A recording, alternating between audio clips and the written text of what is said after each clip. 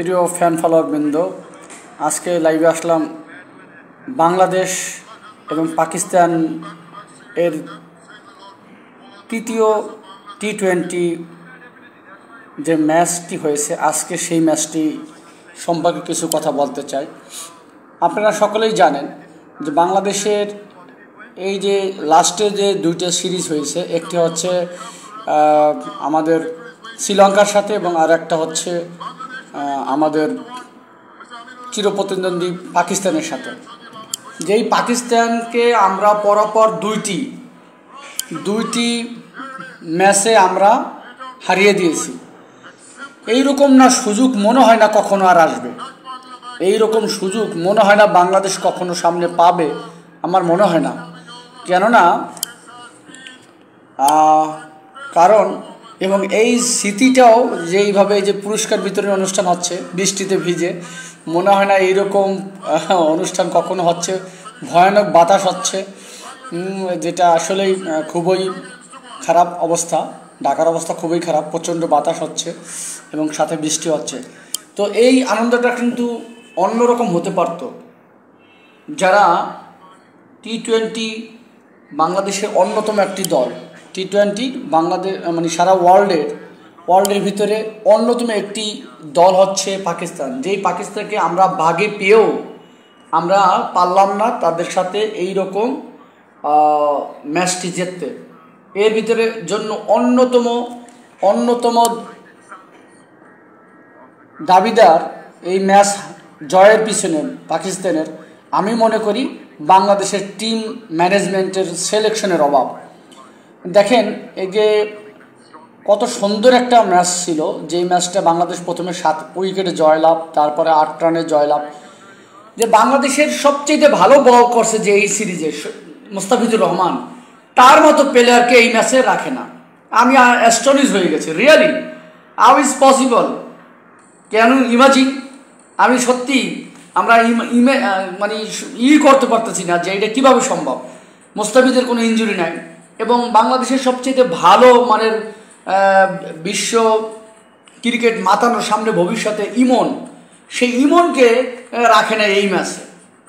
ইমন যে সবচেয়ে ভালো বাংলাদেশের ইয়াং ম্যান, যে টি-20 তামিম ইকবালের পরেই তার হচ্ছে সেঞ্চুরি, বিশ্বকাপ মানে তামিম ইকবাল যেরকম ইয়াং বয়সে তার সেঞ্চুরি টি-20 ম্যাচে, সেই ইমনকেও দলে নেয় নাই। এবং বাংলাদেশের সবচেয়ে ভালো যে বল করলো মুস্তাফিজুর রহমান, তাকে নেয় নাই। এবং গত ম্যাচেও সহ তানজিম সাকিব, যে উদীয়মান ভালো বলার এবং ভালো ব্যাটম্যান, সে ভালো ব্যাটও করতে পারে, তো তাকেও নেয় নাই। আমি আসলে অ্যাস্টনিশ হয়ে গেছি, এটা যে কিভাবে সম্ভব হইলো, এটা কি করলো, এটা এরকম সুযোগ মনে আসবে না। তো আমি ধিক্কার জানাই বাংলাদেশ যে বিসিবি রয়েছে, যারা এই পরিচালক রয়েছে তাদেরকে, এবং যারা টিম সিলেকশন যারা, এবং সাথে সাথে আজকের ম্যাচে যারা প্রথমে টস জেতার পরও এই ম্যাচটাকে কি করছে, ব্যাটিং না নিয়ে সে বোলিং নিচ্ছে, ফিল্ডিং নিল।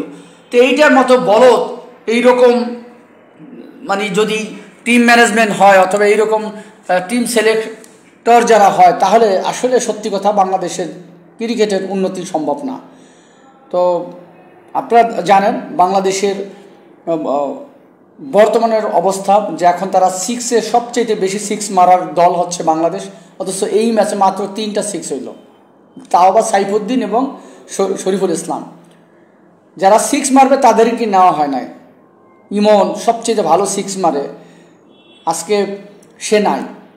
যে তৌহিদ হৃদয়, তার মতো প্লেয়ারকে নেয় না, আর মানে তৌহিদ হৃদয় সে নাই।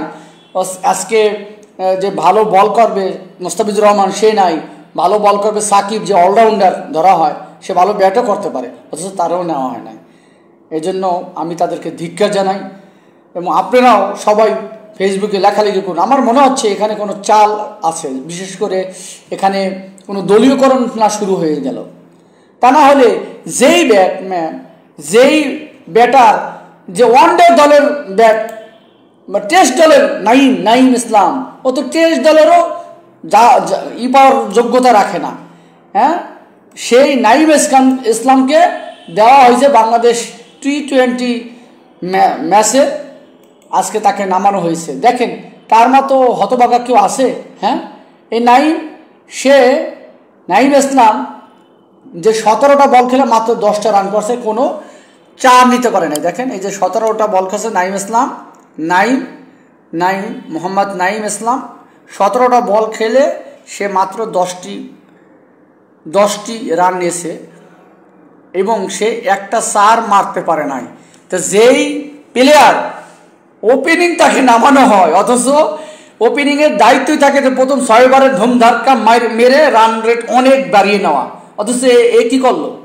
নাইম মাত্র সে 17টা বল খেলছে, 17টা বল খেলে মাত্র 10টা রান নিয়েছে, অথচ যার ভিতরে একটা চারের মান নাই, একটা চার নাই। দেখেন 17টা বল খেলে মাত্র 10 রান, যেখানে একটা 4 বা একটা 6 নাই। অথচ T20 যারা ওপেনিং ব্যাট করে তাদের দায়িত্ব হলো ধুমধারাক্কা মেরে প্রথম 6 ওভারে সবাই সার্কেলের ভিতরে থাকে, মাত্র 2টা প্লেয়ার বাহিরে থাকে, যে ধুমধারাক্কা মেরে রান রেটটা বাড়িয়ে নেওয়া। অথচ সে কী করলো?